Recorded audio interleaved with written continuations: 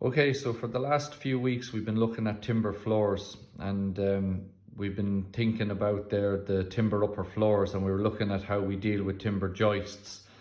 So how we support upper floors is you can actually build the joist directly into the wall or support them on joist hangers. To brace the joists and prevent the lateral movement of them, and again to make sure that the joists are rigid by driving wedges in against the wall, we can either use staggered bridging or solid bridging. And the last diagram that you drew was the herringbone strutting, which is this zigzag arrangement of these bracing components between the joists.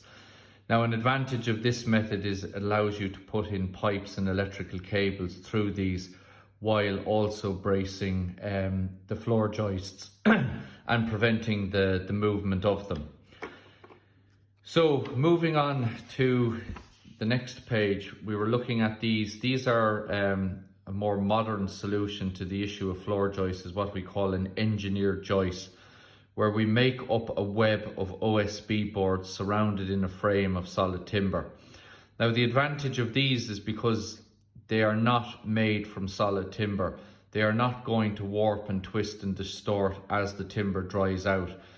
And if you have plasterboard attached to the underside of this, the fact that these do not move will not put stress on the plasterboard and cause cracks in the plaster and the ceiling at the end. So moving on to the next section, which is concrete and steel upper floors.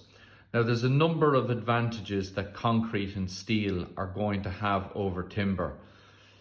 The fact that steel and concrete are stronger materials, they will be able to support a lot more weight. But particularly with concrete, because concrete is such a bulky material, they have a lot of sound reducing qualities. Now, we talked about this, that if you have a timber floor and you have people walking on the floorboards, that sound can be transmitted directly below through the floor, and a large amount of banging on the floor can create quite an uncomfortable environment below if the noise levels get too much.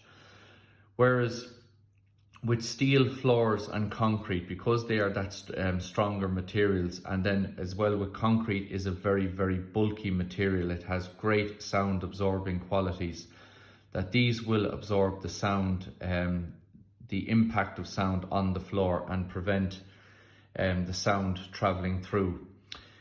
So you have these, another different type is a timber and steel open web joist, and you can see it here. It's a frame of timber that is made up to form the perimeter, and then we have this steel web that joins the two together, that gives the joist its strength. Now, again, you can see here an advantage of this is because of the open arrangement of these, it allows you to put in sewage pipes or vent pipes through the floor, as well as heating pipes and electrical cable. So the open nature of these means that electricians don't have to drill out holes for electricity cables, or plumbers don't have a lot of problems fitting in pipe work into the floors. So they have a number of advantages. So what I want you to do for today's lesson is to take concrete and steel upper floors and read the note here and write that up into your copies. The diagram here of the steel, you can draw that into your copy, as well as the concrete upper floor.